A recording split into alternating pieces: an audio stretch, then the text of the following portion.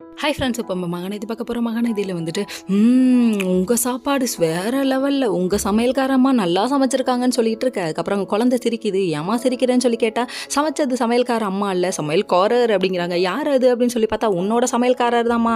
அதாவது இங்கே பாரு லுக்கு, எங்கள் அப்பா தான் சமைச்சாங்கன்னு அது ஒரு பக்கம் சொல்லி முடிச்சோன்னே, ஐயோ சாரிங்க செம்ம டேஸ்ட்டாக இருக்குங்கன்றாங்க. அப்படியே இது ஒரு பக்கம் இருந்து சாப்பிட்டு முடிச்சுட்டு அதுக்கப்புறம் இவங்க கிளம்பலான்னு போகிற டைமில் அந்த கட்டத்துறைக்கு கட்டமை சமாளிச்ச அங்கிள் வந்து, ஏமா எங்கள் குழந்தையும் மட்டுமே பார்க்காத மித்த குழந்தைங்களும் பார்த்துக்கோன்னு சொல்லிட்டு கிண்டல் பண்ணுறாராமா. ஒரு மிஸ்ஸுக்கு என்ன வேலைன்னு எங்களுக்கு நல்லாவே தெரியும்னு சொல்லிட்டு நக்கல் அடிக்கிறாங்க. ஏம்மா பெத்தது நான், பேசுறது நீயாப்பா அப்படிங்கிற மாதிரி ஆயிடுச்சு இவங்களோட ரியாக்ஷனு. இதெல்லாம் ஒரு பக்கம் இருந்தாலுமே இவ்வளவும் பண்ணிட்டு, சரி வாங்கம்மா நானே உன்னை ட்ராப் பண்ணுறேன்னு சொல்லிட்டு நம்ம விஜய் ஒரு பக்கம் சொல்லிட்டு அவங்க அம்மாவையும் காவேரியும் கூட்டிகிட்டு காரில் வந்துட்டு இருக்க.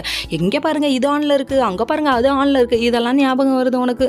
என் கூட எந்த மட்டும் உனக்கு ஞாபகம் இல்லை, வாழ்ந்தது மட்டும் ஞாபகம் இல்லை. எந்த பொண்டாட்டி தான் புருஷன் கூட வாழ்ந்ததுன்னு என் மெமரியில் வச்சுக்கணும்னு நினைப்பா, இவ வச்சுக்கிறதுக்கு அப்படிங்கிற மாதிரி ஆயிடுச்சு இவங்களோட ரியாக்ஷனு. சரி இதெல்லாம் ஒரு பக்கம் இருந்தாலும் சோறு கண்ட இடம் சொருக்கும்னு சொல்லிட்டு உட்காந்துக்கிட்டு கடைசியில் இது ஞாபகம் வரல அது ஞாபகம் வரலங்கிற நீ. சோறெல்லாம் ஞாபகம் இருக்குது, இந்த டேஸ்ட் இருக்குது, இந்த சாப்பிட்ருக்கேன், அதை பண்ணியிருக்கேன், எனக்கு டிரைவிங் சொல்லி கொடுத்துருக்காங்க, இதெல்லாம் ஞாபகம் வச்ச உனக்கு இதுவுமே ஞாபகத்தில் இல்லைன்னு சொல்கிறியேம்மா அப்படிங்கிற மாதிரி ஆயிடுச்சு.